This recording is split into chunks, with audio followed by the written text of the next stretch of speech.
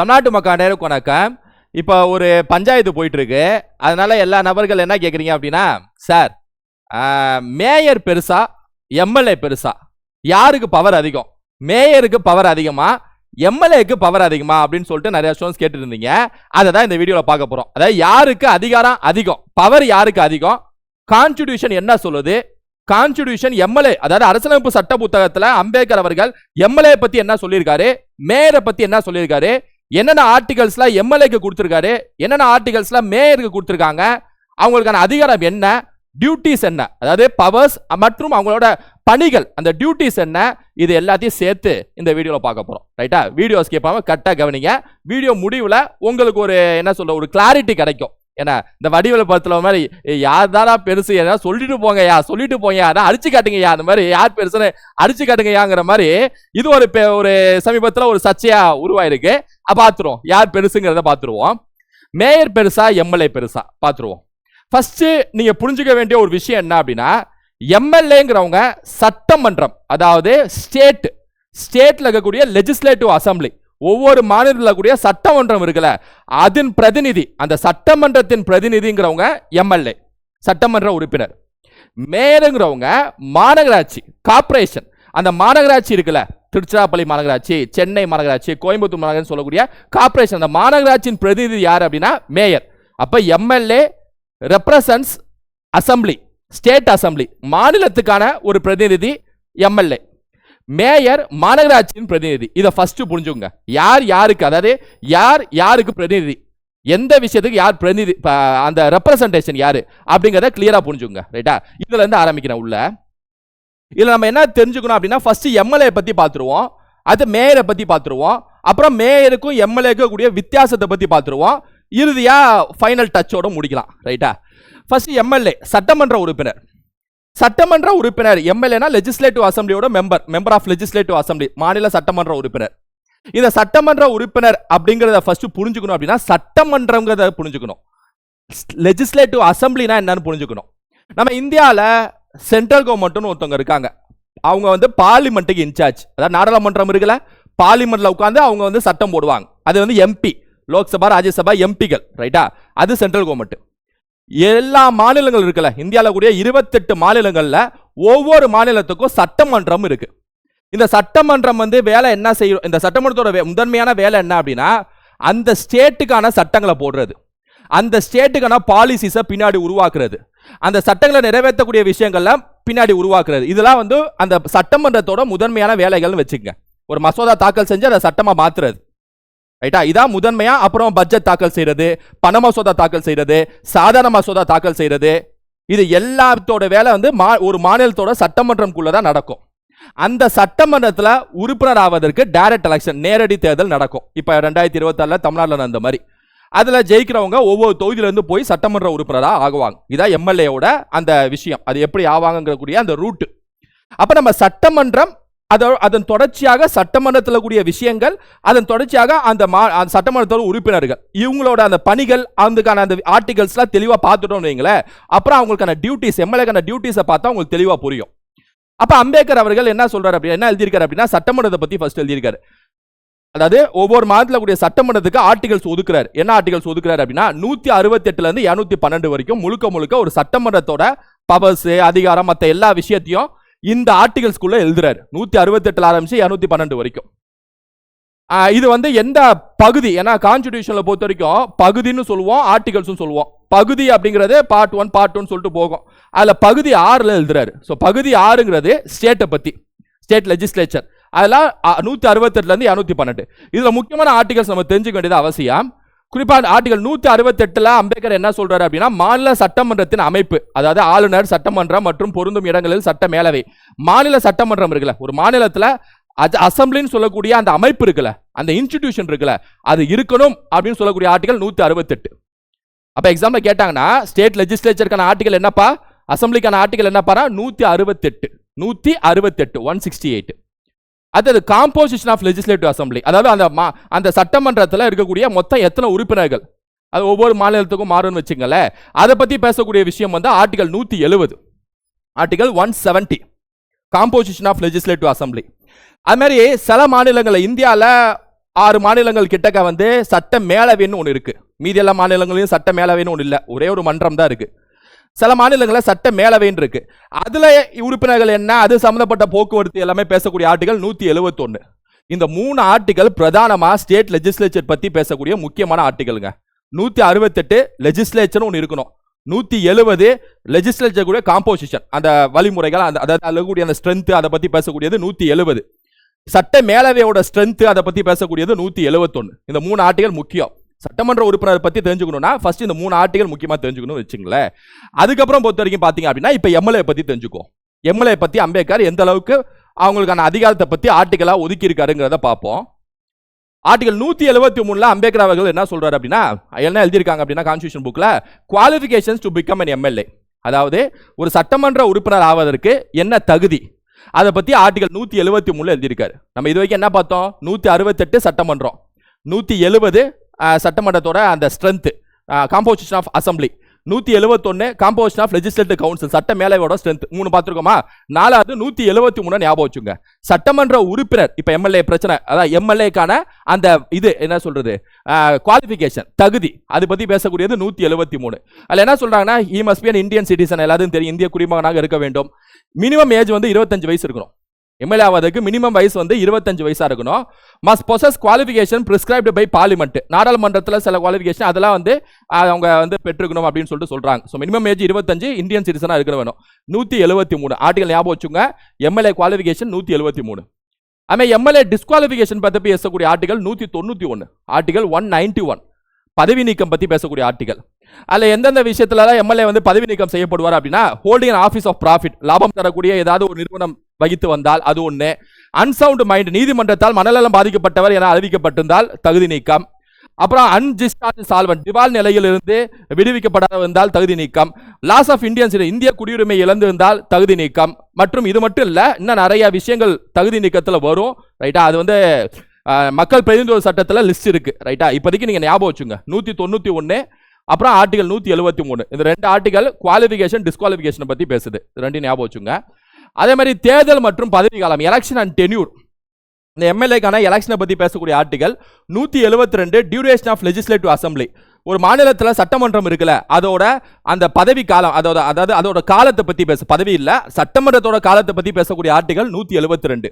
இது வரைக்கும் பார்த்த ஆர்டிகல் ஞாபகம் இருக்குல்ல, 168, 170, 171, அப்புறம் 173, 191. ரைட்டா, இதுக்கப்புறம் 172 வந்து அசம்பிளியோட டியூரேஷனை பத்தி பேசுது. சட்டமன்றத்தின் பதவி காலம் 5 ஆண்டுகள். 188 ஓத் பை மெம்பர்ஸ், அதாவது சட்டமன்ற உறுப்பினர்கள் போய் பதவி பிரமாணம் எடுக்கிறாங்களா, ஓத் எடுக்கிறாங்களா, முன்னாடி எல்லாரும் போய் எடுத்துட்டா அதுக்கப்புறம் அவையே தொடங்கும். அது வந்து 188, ஆர்டிகல் 188. இதெல்லாம் ஞாபகம் வச்சுக்கணும். ரைட்டா, ஸோ 172 சட்டமன்றத்தோட பதவி காலம், 188 வந்து உறுப்பினர்களின் உறுதிமொழி, அந்த ஓத்து. 190 வந்து வெக்கேஷன் ஆஃப், சட்டமன்ற உறுப்பினர் பதவி காலி ஆகுதல் பத்தி பேசக்கூடியதுக்கு தனியா அம்பேத்கர் ஆர்டிகல் ஒதுக்கி இருக்காரு. 190 ஆர்டிகல். ரைட்டா, கரெக்டா ஞாபகம் வச்சுக்கணும். 192 வந்து decision on disqualification of members, உறுப்பினர்களின் தகுதி இழப்பு தொடர்பான தீர்மானம் பத்தி பேசக்கூடிய ஆர்டிகல் 192. ஸோ இது வரைக்கும் நம்ம பார்த்தது 3 + 2 + 4. ரைட்டா, ஒரு 9 ஆர்டிகல் முக்கியமான ஆர்டிகல்ஸ் எல்லாம் பார்த்தாச்சு. அசம்பிளி, லெஜிஸ்லேட்டிவ் அசம்பிளியில் 168, 170, 171, 173, 191, 172, 188, 190, 192 எல்லாமே முக்கியமான ஆர்டிகல்ஸ். எல்லாத்தையும் சொல்லல, முக்கியமான ஆர்டிகல்ஸ் எக்ஸாம் பாயிண்ட் ஆஃப் வியூல கேட்கக்கூடியதை நான் சொல்றேன். ரைட்டா, ஸோ இந்த 4மே கரெக்டாக ஞாபகம் வச்சுங்க. 172 பதவி காலம், 188 190 பதவி காலி ஆகுதல், 192 தகுதி இழப்பு. ரைட்டா, டெசிஷன் ஆன் டிஸ்குவாலிஃபிகேஷன் மெம்பர்ஸ், அதான் 192. டெசிஷன் ஆன் டிஸ்குவாலிஃபை, அது டிஸ்குவாலிஃபை பண்றதுல உச்சகட்ட டெசிஷன் யார்கிட்ட இருக்கு, அது வந்து 192. ரைட்டா, அதை ஞாபகம் வச்சுங்க. டிஸ்குவாலிஃபிகேஷன் பத்தியான ரூல்ஸ் இருக்கக்கூடிய ஆர்டிகல் 191. 194 வந்து எம்எல்ஏக்கான பவர், பிரிவிலேஜ் எல்லாத்தையும் பேசுறாங்க. அதாவது சட்டமன்ற உறுப்பினர்கள் மற்றும் மாநில சட்டமன்றத்தின் அதிகாரங்கள், சிறப்புரிமைகள் மற்றும் விலக்குரிமைகள் பத்தி பேசக்கூடிய ஆர்டிகல் 194. எம்எல்ஏக்கு எந்த அளவு பவர் இருக்கு, எந்த அளவுக்கு பிரிவிலேஜ் இருக்கு, இதை பத்தி பேசக்கூடிய ஆர்டிகல் 194. அது ஞாபகம் வச்சுங்க. நான் சொல்றது எல்லாமே எம்எல்ஏ சம்பந்தப்பட்ட குவாலிஃபிகேஷனுக்கான ஆர்டிகல், டிஸ்குவாலிஃபிகேஷன் சம்பந்தப்பட்ட ஆர்டிகல், அதுக்கப்புறம் அவங்களுக்கான அந்த பதவி காலம், அவங்களுக்கான அந்த ஓத் பதவி பிரமாணம் எடுக்கிறது, டெசிஷன் டிஸ்குவாலிஃபிகேஷன்ல டெசிஷன் யார் எடுப்பா அந்த விஷயமா இருக்கட்டும், இதெல்லாம் பார்த்துட்டு இருக்கோம். சேலரி, எம்எல்ஏக்கான சேலரி சலுகைகள் பத்தி பேசக்கூடிய ஆர்டிகல் வந்து 195. Salary and allowances of MLA, article 195. ரைட்டா, ஆர்டிகல் 195 ஞாபகம் வச்சுங்க. சும்மா இது வரைக்கும் பார்த்தது எல்லாமே எம்எல்ஏங்க. திரும்ப ஒரு வாட்டி பார்த்துருவோமா? கரெக்டாக ஞாபகம் வச்சுங்க, கரெக்டாக கவனிங்க, எங்கேயும் பார்க்காதீங்க, கரெக்டாக கவனிங்க. 168 மாநில சட்டமன்றத்தின் அமைப்பு பற்றி பேசுறது, 170 சட்டமன்றத்தின் அதாவது காம்போசிஷனல் லெஜிஸ்லேட்டிவ் அசம்பிளியோட ஸ்ட்ரென்த்தை பற்றி பேசுறது, 171 சட்ட மேலவையோட ஸ்ட்ரென்த்தை பற்றி பேசுறது, 173 சட்டமன்ற உறுப்பினரோட குவாலிஃபிகேஷன் தகுதியை பற்றி பேசுறது, 191 சட்டமன்ற உறுப்பினரோட டிஸ்குவாலிஃபிகேஷன் பற்றி பேசுறது, 172 லெஜிஸ்லேட்டிவ் அசம்பிளியோட டியூரேஷனை பற்றி பேசுறது, 188 பதவி பிரமாணம் பற்றி பேசுறது, 190 வெக்கேஷன் ஆஃப் சீட்ஸ் பதவி காலியாகுதல் பற்றி பேசுறது, 192 டிஸ்குவாலிஃபிகேஷன்ல டெசிஷன் யார் உச்சகட்டம் எடுப்பா அதை பற்றி பேசுறது, 194 பவர்ஸ் அண்ட் பிரிவிலேஜ் எம்எல்ஏவோட பவர்ஸ் அண்ட் பிரிவிலேஜ் பற்றி பேசுறது, 195 சேலரி அண்ட் அலோவன்ஸ். இங்க பாருங்க 194 195 பேராக் ஜோடியா ஞாபகம் வச்சுங்க. 194 அதிகாரம், 195 சேலரி, 194 அதிகாரம், 195 சேலரி, ரைட்டா? அப்படி ஞாபகம் வச்சுக்கணும். அந்த சட்டமன்றத்தோட செயல்பாடுகளும் கூடுதலாக பார்த்துருவோம். நம்ம எம்எல்ஏ தான் மெயினாக பார்த்து முடிச்சிட்டோம், கூடுதலாக பார்த்துருவோம், ரைட்டா? ஆர்டிகல் 196 என்ன சொல்றாங்கன்னா, இன்ட்ரோடக்ஷன் ஆஃப் பில்ஸ், மசோதாக்கள் வந்து ஒரு மசோதா வந்து அறிமுகம் செய்வாங்க. அந்த மசோதாக்கு எல்லாம் கையை தூக்கி அதை வந்து மசோதா ஓகே சொல்லணும். அப்புறம் அது கவர்னருக்கு போய் கவர்னர் கையெழுத்து போட்டால் சட்டமாக மாறும். இதான் ப்ரொசீஜர்னு வச்சுங்களேன், நம்ம தனியாக பார்ப்போம்.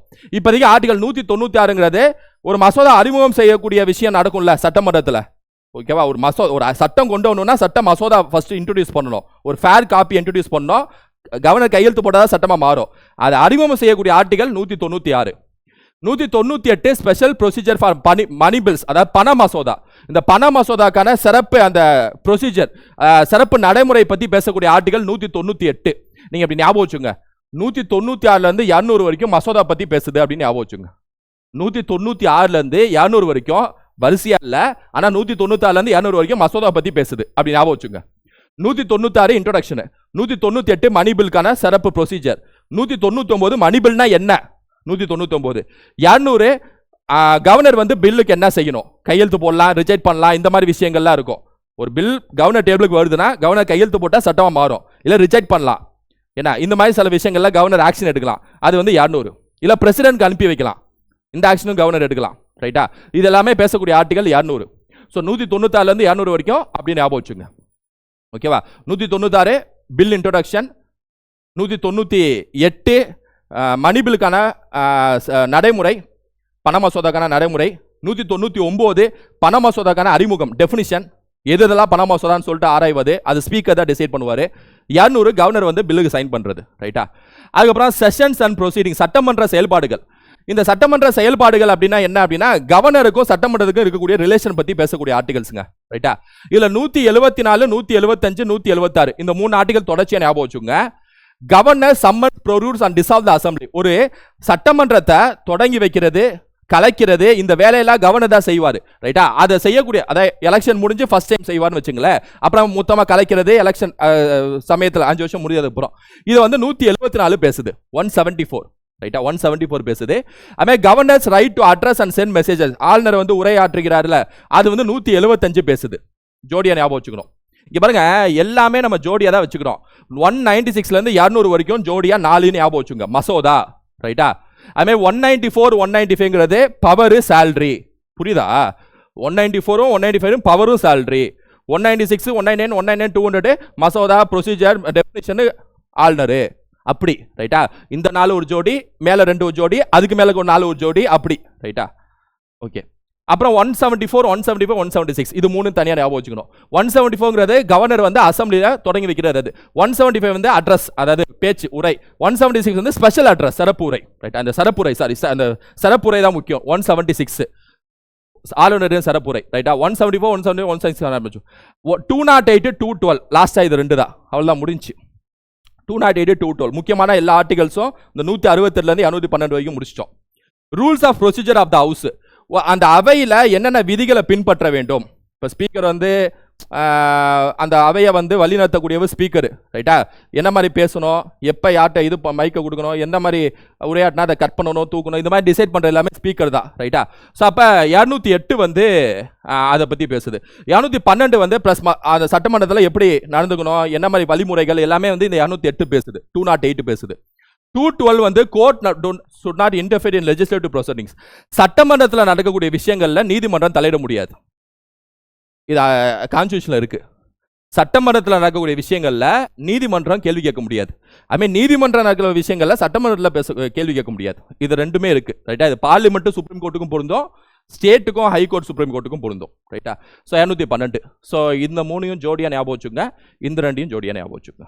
ஓகே வாங்க, பக்கவா. இது வரைக்கும் நம்ம பார்த்து எல்லாமே ஆர்டிகல்ஸ் முடிச்சிட்டோம். எம்எல்ஏ சம்மந்தப்பட்ட, சட்டமன்றம் சம்மந்தப்பட்ட, ஆளுநர் சம்மந்தப்பட்ட ஆர்டிகல்ஸை முடிச்சாச்சு. ரைட்டா? ஸோ இது வாட்டி திரும்ப திரும்ப பார்த்தீங்கன்னா இந்த ஆர்டிகல், இந்த நம்பர் அப்படிங்கிறத மட்டும் தெரிஞ்சுக்கிட்டா போதும். இப்போ இந்த எம்எல்ஏ டிஸ்குவாலிஃபிகேஷன் ஆவாங்கன்னு சொல்லி சொன்னேன். அந்த ஆர்டிகல் ஒதுக்கியிருக்காங்கன்னு சொல்லி சொன்னேன். வேறு ஏதாவது ரூட்ல டிஸ்குவாலிஃபிகேஷன் ஆவாங்கன்னா ஆவாங்க, நமக்கு தெரிஞ்சிருக்கும். அதாவது ஆன்டி டிஃபெக்ஷன் லா, கட்சி தாவல் தடை சட்டம் ரொம்ப ஃபேமஸ். இந்த விஷயம் ரொம்ப ஃபேமஸ் கடந்த ஒரு மாசமாவே. ரைட்டா? அதாவது கட்சி தாவல் தடை சட்டம், ஒரு எம்எல்ஏ ஜெயிச்சுட்டு, அதாவது ஒரு கட்சியில் நின்று ஜெயிச்சதுக்கு அப்புறம் இன்னொரு கட்சி தாவனார் அப்படின்னா அவரை டிஸ்குவாலிஃபை பண்ணிடலாம். ரைட்டா? அதான் கட்சி தாவல் தடை சட்டம்னு 1985 ராஜீவ்காந்தி ஆட்சியில் 52வது சட்டத்திட்டம் மூலமாக 10வது அட்டவணை, 10th ஷெட்யூல்னு ஒன்று உருவாக்கி அதுல உருவாக்கப்பட்டது தான் இந்த கட்சி தாவல் தடை சட்டம். ரைட்டா? 10th schedule 52nd amendment act, கட்சி தாவல் தடை சட்டம் 1985 ராஜீவ்காந்தி. ரைட்டா? ஸோ அதில் சொல்லியிருப்பாங்க, இது மாதிரி ஒரு நபர் வாலண்டரி ஜெயிச்சதுக்கு அப்புறம் இன்னொரு கட்சி தாவனா அவரை தகுதி நீக்கம் செஞ்சிட முடியும் அப்படின்னு சொல்லியிருப்பாங்க. ஓட்ஸ் இல்லைன்னா ஓட்டிங் அகைன்ஸ்ட் த பார்ட்டி விப்புக்கு எதிராக, ஓகேவா, பார்ட்டி என்ன சொல்றாங்களோ அந்த கைடன்ஸ்க்கு எதிராக செயல்பட்டாலும் கட்சி தாவல் தடை சட்டம் அங்கே பாயும். ரைட்டா? ரொம்ப ஃபேமஸ். இப்போ இந்த எலெக்ஷன் டைம்ல, எலெக்ஷனுக்கு அப்புறம் ஒரு மாசமும் அதுக்கு முன்னாடி சில நாட்களும் ரொம்ப ஃபேமஸாக இருந்தது. ரைட்டா? ஓகே, இதில் ஆனால் 2/3 மேலே தாவலாம். நம்ம இதை தனியாக பார்ப்போம். ரைட்டா? இது நம்ம கட்சி தாவல் தடை சட்டம் நான் தனியாக வீடியோ போட்டிருக்கேன், பார்த்துக்குங்க. எம்எல்ஏவின் முக்கியமான கடமைகள் என்ன? சரி, ஓகே, எம்எல்ஏக்கான ஆர்டிகல்ஸ்லாம் சொல்லிட்டீங்க. 168, 170, 171, 173, 191 இப்படி வரிசையாக சொல்கிறேன் பார்த்தீங்களா? அந்த மாதிரி பார்த்துக்குங்க. சரியா? திரும்ப ஒரு வாட்டி ஒரு கிளான்ஸ் பார்த்துருங்க. எம்எல்ஏக்கான டியூட்டிஸ் என்ன? எம்எல்ஏ ஆயிட்டாங்க, சட்டமன்றத்தில் உட்காந்து சட்டம் போடுறதுக்கு இவங்க சிம்பிள் மெஜாரிட்டி, ஸ்பெஷல் மெஜாரிட்டி கை தூக்குறது ஓகே. வெளியில் என்னென்ன பணிகள்லாம் செய்யணும், அந்த தொகுதிக்கு என்ன பணிகள் செய்யணும், எல்லா பணிகளும் வந்துடும். ஃபர்ஸ்ட் எம்எல்ஏ மக்களின் பிரதிநிதித்துவப்படுத்துதல், ரெப்ரசன்ட் த பீப்புள். ரைட்டா? ஏன்னா மக்கள் ஓட்டு போட்டு தான் உள்ள போயிருக்காங்க, அதனால மக்களுக்கான பிரதிநிதி தான் ஃபர்ஸ்ட் எம்எல்ஏ. அதனால அவங்களுக்கான பெட்டிஷன், கிரிவன்சஸ், அவங்களுக்கான அந்த மனுக்கள், குறைபாடுகள், அதுக்கெல்லாம் அவங்கள தீர்த்து வைக்கணும். ரைட்டா? மக்கள் குறைபாடுகள் அவங்கள்ட்ட சொல்லுவாங்க, அவங்க மாநகராட்சியிட்ட பேசிட்டு அவங்க சம்மந்தப்பட்ட அமைச்சர்கிட்ட பேசி அதை தீர்த்து வைக்கிறது தான் முதன்மையான கடமை எம்எல்ஏ பொறுத்த வரைக்கும். ஸோ குறைகள்னா எடுத்துக்காட்டுக்கு road, water supply, school, hospital, public transport, sewage, இந்த மாதிரி விஷயம்ல என்னென்ன குறைகள் இருக்கோ எல்லாத்தையும் எம்எல்ஏ சொல்லலாம். எம்எல்ஏ அதுக்கான தக்க நடவடிக்கையை உடனடியாக எடுக்க வேண்டும். ரைட்டா?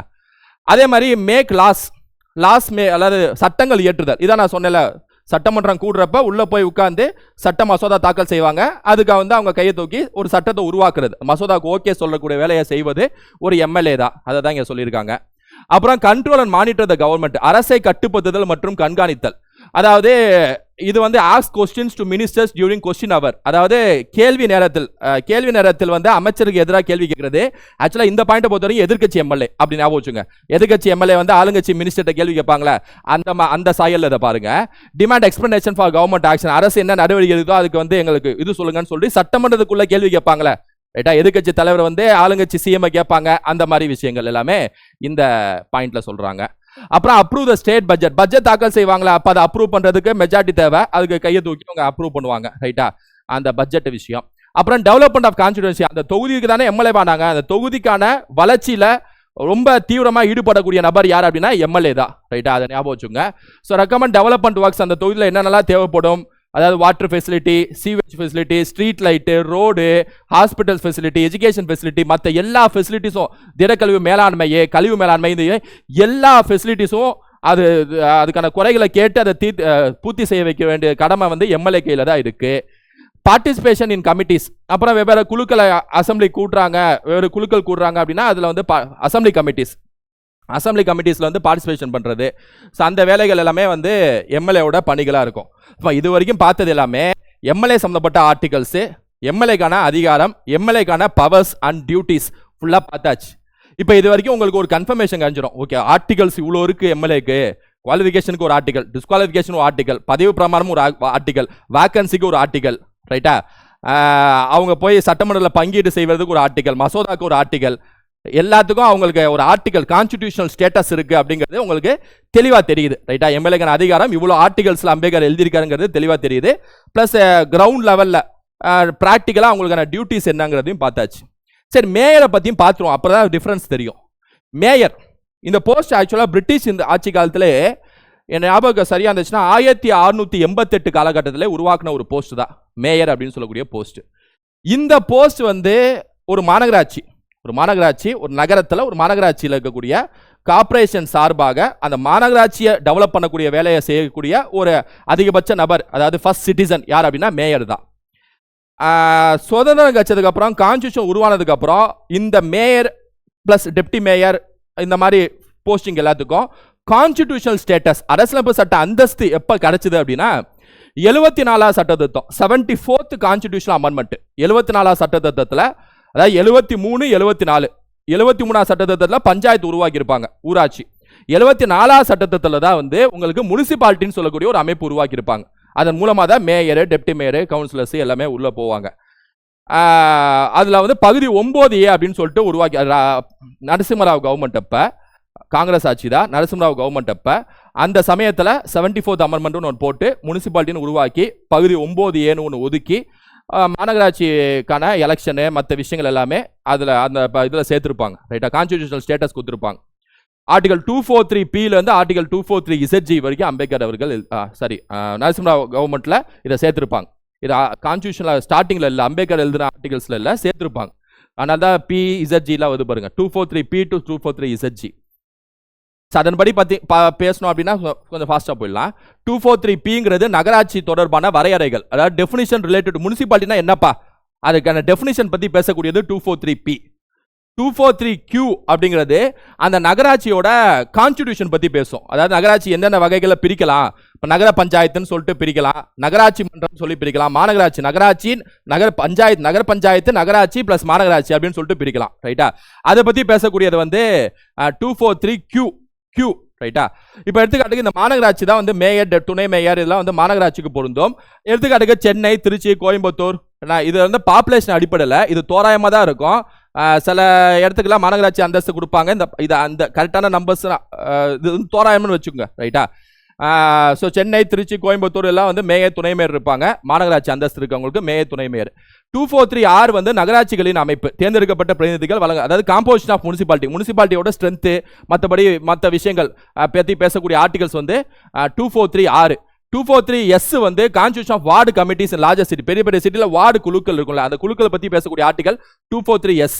Reservation of seat for SC/SC reservation முனிசிபாலிட்டியில் வந்து பேசக்கூடிய ஆர்டிகல் 243T. இது ரீசெண்டாக எக்ஸாம்பிள் கேட்டிருக்காங்க. நகராட்சிகளின் கால அளவு 5 ஆண்டுகள், நகராட்சியின் கால அளவு 5 ஆண்டுகள் அப்படின்னு பேசக்கூடிய ஆர்டிகல் 243U. ரைட்டா, ஸோ காலகட்டம் U, reservation T, ward committee S, composition R, S தான் மெயின், Q தான் மெயின் ஆர்டிகல், P வந்து definition. Qualification disqualification of members பற்றி பேசக்கூடிய article V. Qualification disqualification V. ரைட்டா, அதாவது உறுப்பினர்களின் தகுதி மற்றும் தகுதி இழப்புகள் வந்து V. ரைட்டா, 243W வந்து அவங்களுக்கான அதிகாரங்கள், ரொம்ப மெயினான ஆர்டிகல். 243Q ரொம்ப முக்கியம்.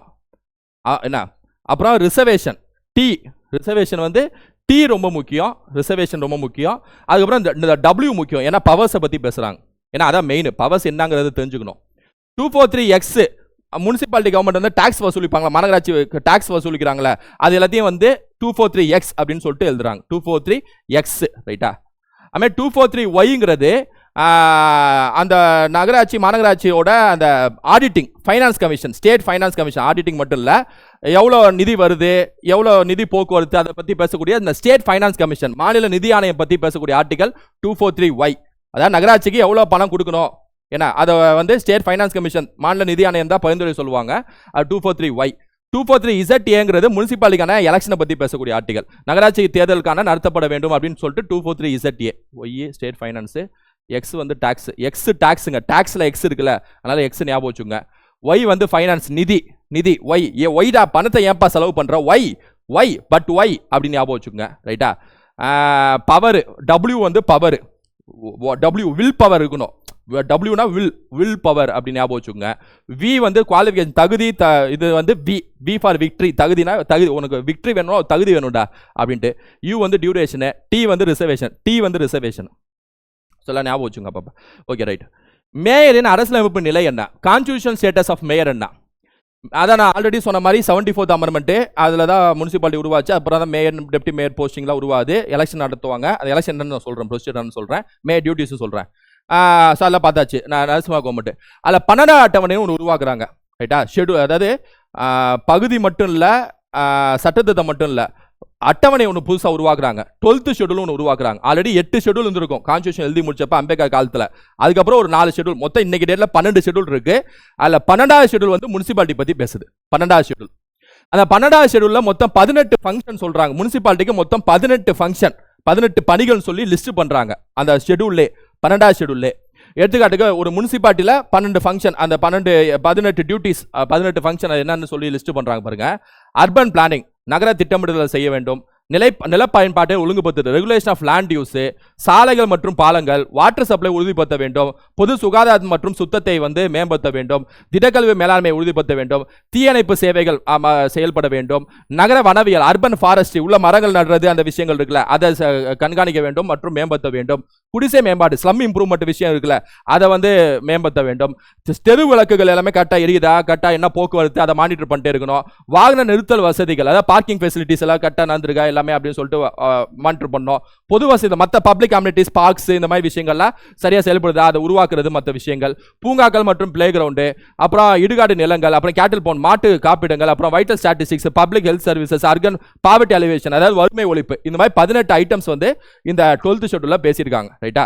இந்த பணிகள் எல்லாமே வந்து நகராட்சி வந்து, அதாவது இந்த ஷெட்யூல்ல செய்யக்கூடிய பணிகள். ரைட்டா? மாநகராட்சி பணிகள். ஓகே, இப்போ வந்து மேயரை பத்தி பார்ப்போம். மேயரை பொறுத்த வரைக்கும் எப்படி எலக்ட் ஆவாங்க? சரி, ஓகே, 74 சட்டத்திட்டத்தில் அவங்களுக்கு ஒரு கான்ஸ்டிடியூஷனல் போஸ்டிங் சொல்லிட்டீங்க. மேயரை பொறுத்த வரைக்கும் எம்எல்ஏக்கு அவ்வளோ ஆர்டிகல்ஸ் இருக்கு. அதுமாதிரி மேயருக்கு இந்த மாதிரி சில ஆர்டிகல்ஸில் முனிசிபாலிட்டி பற்றி பேசியிருக்காங்க, முனிசிபல் கார்பரேஷனை பற்றி. அதில் ஒரு அங்கம் மேயர், டெப்டி மேயர்னு சொல்லிட்டீங்க. சரி, மேயருக்கான எலெக்ஷன் எப்படி நடக்கும்? மேயரை ஸ்ட்ரைட்டாக மக்கள் வந்து இவங்க தான் மேயர் அப்படின்னு சொல்லிட்டு ஓட்டு போட மாட்டாங்க. சில மாநிலங்களில் வேணால் இருக்கலாம். ஆனால் இங்கே எப்படி இருக்குன்னா, சில டைமில் மாறிட்டே இருக்கும், ஆட்சி மாற சட்டம் போட்டு மாற்றிட்டே இருப்பாங்க வச்சுங்களேன். ஸோ இப்போ ப்ரெசென்ட் இதில் என்ன நடக்கும் அப்படின்னா, எலெக்ஷன் நடக்கும், உள்ளாட்சி எலெக்ஷன் நடக்கும். அதில் வந்து நம்ம கவுன்சிலருக்கு ஓட்டு போடணும். கவுன்சிலர்ஸ் என்ன, வார்டு கவுன்சிலர்ஸ்க்கு ஓட்டு போடுவோம். அந்த கவுன்சிலர்ஸ் ஓட்டு போட்டு எல்லா கவுன்சிலரும் ஜெயிச்சதுக்கப்புறம் கவுன்சிலர் மீட்டிங் நடந்து, அந்த கார்பரேஷன் கவுன்சில் மீட்டிங் நடந்து, அந்த எல்லா கவுன்சிலர்ஸும் சேர்த்து ஒரு நபரை, எல்லா கவுன்சிலரும் சேர்த்து ஒரு முக்கியமான கவுன்சிலரை மேயர் ஆக்கிடுவாங்க. ரைட்டா? ஸோ இது ஒரு மறைமுக தேர்தல்னே சொல்லலாம். அதாவது மேயர் எலெக்ஷனை சொல்கிறேன், கவுன்சிலர் எலெக்ஷனை சொல்ல. கவுன்சிலர் எலெக்ஷன் நேரடி தேர்தல் தான். The elected councillors vote among themselves. One of the councillors is elected as mayor. The candidate who secures a majority of councillors vote becomes mayor qualification. Mayor. அதான் சொன்னதாங்க கொடுத்துருக்காங்க. Qualification, generally a mayor must be an Indian citizen. ஜென்ரலாகவே ஒரு மேயருங்கிறவங்க Indian சிட்டிசனாக இருக்க வேண்டும். அப்புறம் but at least 21 years old, 21 வயசு முடிஞ்சிருக்கணும். அது ஞாபகம் வச்சுங்க. Be qualified to contest municipal election, qualification இருக்கும், சம்மந்தப்பட்ட குவாலிஃபிகேஷன் இருக்கணும். அதை பற்றி பேசுகிறாங்க. மேயருக்கான பதவி காலம் பொறுத்த வரைக்கும் 5 வருஷம். ரைட்டா? அது ஞாபகம் வச்சுங்க. டியூட்டிஸ் ஆஃப் மேயர் தான் நாம் அந்த மாநகராட்சி சம்மந்தப்பட்ட நலத்திட்டங்களை செயல்பட வேண்டும், மாநகராட்சி மேம்பாட்டுக்கு பங்காற்ற வேண்டும். ஏன்னா கார்பரேஷனில் அவங்க ஹெட்டாக இருப்பாங்க. Presides over municipal corporation meetings, represent the city officially. அப்புறம் வந்து வாட்டர் சப்ளை, அதாவது குடிநீர் வழங்கல் பிரச்சனை நடந்தால் திடக்கழிவு மேலாண்மையை ஒழுங்குபடுத்துறது, தெரு விளக்குகளை மேலாண்மை செய்வது, பொது தூய்மை மற்றும் சுகாதாரம், பொது சுகாதார வசதிகளை மேம்படுத்துவது, அர்பன் டெவலப்மெண்ட்டு, ஸ்டேட் கவர்மெண்டோட கோஆர்டினேட் பண்ணி மற்ற திட்டங்களை வந்து நிறைவேற்றுறது அந்த குறிப்பிட்ட மாநகராட்சியில். Monitor implementation municipal project, work for the welfare of the city residents, நகர மக்களின் நலனுக்காக பணியாற்றுதல் தான் மேயரோட முதன்மையான வேலை. ரைட்டா? மேயரை நீக்க முடியுமா? எஸ், நீக்க முடியும். டிபெண்டிங் ஆன் த ஸ்டேட்ல மேயர் மே ரிசைன், அவங்களே ரிசைன் பண்ணிட்டு போயிடலாம். Lose office to disqualification, disqualify ஆச்சுன்னா அவங்க பதவி நீக்கம் செய்யப்படலாம். Removal through legal procedure provided municipal laws படி அவங்க ரிமூவ் பண்ணலாம் சில தவறுகள் பண்ணாங்கன்னா. மேயர் அசஸ் கவுன்சிலர் ரெப்ரசன்ட் சிங்கிள் வார்டு. ஞாபகம் வச்சுங்க, கவுன்சிலர் ஒரு வார்டுக்கான ஒரு ரெப்ரசன்டேஷன், பிரதிநிதி. Mayor represents the entire city, ஒட்டுமொத்த மாநகராட்சிக்கான பிரதிநிதி யார் அப்படின்னா மேயர் தான். ரைட்டா? ஸோ வார்டுக்கு கவுன்சிலரு, மாநகராட்சிக்கு மேயர் அப்படி வச்சுங்க, ஒரு சிட்டிக்கு mayor. For example, in Chennai, the current mayor is R. Priya, who was elected under the Tamil Nadu municipal election system. உதாரணமாக சென்னை நகரத்தில் தற்போதைய மேயராக ஆர் பிரியா உள்ளார். இவர் தமிழ்நாடு நகராட்சி தேர்தல் முறையின் கீழ் தேர்ந்தெடுக்கப்பட்டவர். இது வந்து மேற்குறிப்பு, ரைட்டா? ஸோ ஓகே, இப்போ நம்ம இது வரைக்கும் பார்த்தது எல்லாமே எம்எல்ஏ பற்றி பார்த்தோம். அவங்களுக்கான அதிகாரம் பார்த்துட்டோம், டியூட்டிஸ் பார்த்துட்டோம், பணிகள் பார்த்துட்டோம், ஆர்டிகல்ஸ் பார்த்துட்டோம். மேயர் எப்படி கான்ஸ்டியூஷனல் ஸ்டேட்டஸ் வழங்கப்பட்டது, முனிசிபாலிட்டி எப்படி டெவலப் ஆச்சு, அதுக்கான சம்மந்தப்பட்ட ஆர்டிகல்ஸு, மேயருக்கான பணிகள் என்ன, டியூட்டிஸ் என்ன பார்த்தாச்சு. எப்படி எலெக்ஷன் டேர்ம் மற்ற விஷயங்களை பார்த்தாச்சு. இப்போ மேயருக்கும் இப்போ பார்த்ததுல இது வரைக்கும் பார்த்ததை வச்சு நான் சொல்கிறேன், மேயருக்கும் எம்எல்ஏக்கும் உள்ள டிஃபரன்ஸ் அப்படியே சும்மா ஷார்ட்டாக பார்த்தா உங்களுக்கு புரியும். ஸோ எம்எல்ஏனா member of legislative assembly, mayor வந்து head of municipal corporation. MLA state government, ஒரு மாநில அரசோட பிரதிநிதி எம்எல்ஏ, லோக்கல் கவர்மெண்டோட பிரதிநிதி மேயர், அதாவது மாநகராட்சி local government. Voters of an assembly constituency, அதாவது ஒவ்வொரு தொகுதியில் நின்று ஜெயிச்சு 5 வருஷம் ஒன்ஸ் போவாங்க. அவங்க வந்து எலெக்டட் பை சிட்டி ஓட்டர்ஸ், அதாவது உள்ள கூட சிட்டியில் ஓட் பண்ணி போவாங்க. Make state laws and represents constitution இந்த ஸ்டேட் அசம்பிளி, அதாவது மாநில அந்த சட்டமன்றத்தில் உட்கார்ந்து சட்டங்களை ஏற்றக்கூடிய வேலைகளை செய்வாங்க எம்எல்ஏ. லீட்ஸ் மாநகராட்சியை லீட் பண்ணி அதுக்கான பணிகளை செய்வாங்க மேயர். லார்ஜ் அசம்பிளி கான்ஸ்டிடுவன்சி, எம்எல்ஏக்கான தொகுதி கொஞ்சம், அதாவது லார்ஜ் அசம்பிளி கான்ஸ்டிடுவன்சினா தொகுதி பிரதிநிதியாக செயல்படுவாங்க எம்எல்ஏ. ஒரு ஒட்டுமொத்த மாநகராட்சியின் பிரதிநிதியாக செயல்படுறவங்க mayor. State level issues and laws, மாநில அளவு சட்டங்கள் ஏற்றுவது அதெல்லாம் செய்யக்கூடியவங்க எம்எல்ஏ. லோக்கல் சிவிக் சர்வீசஸ், உள்ளூரில் இருக்கக்கூடிய அந்த நகராட்சியில் கூடிய மாநகராட்சியில் கூடிய சேவைகளை செய்வது மேயர். லெஜிஸ்லேட்டிவ் அசம்பிளி, சட்டமன்ற உறுப்பினர் பிரதிநிதி, அது கவுன்சில் தான் பார்த்தாச்சு. 5 வருஷம், அவங்களுக்கு 5 வருஷம், ரைட்டா? அதாவது கார்பரேஷன் நகராட்சி மாநகராட்சி பெருசு, அதுக்குள்ள நிறைய தொகுதிகள் இருக்கும்.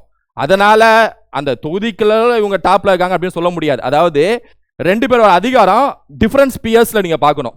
இவங்க ஸ்டேட்டு, இவங்க மாநகராட்சி, அந்த லோக்கல் கவர்மெண்ட், இது ஸ்டேட் கவர்மெண்ட். சரி, அப்ப இந்த எல்லாமே சொல்லிட்டேன், ரைட்டா? அப்ப உங்களுக்கு ஒரு அவ்வளவுதான் இறுதி கேள்வி வரும். சரி, யாருக்கு தான் அதிகாரம் ஜாஸ்தி அப்படின்னு சொல்லிட்டு. எம்எல்ஏக்கு இவ்வளோ ஆர்டிகல்ஸ் பார்த்துட்டோம், ரைட்டா? மேயருக்கும் நம்ம பார்த்துட்டோம்.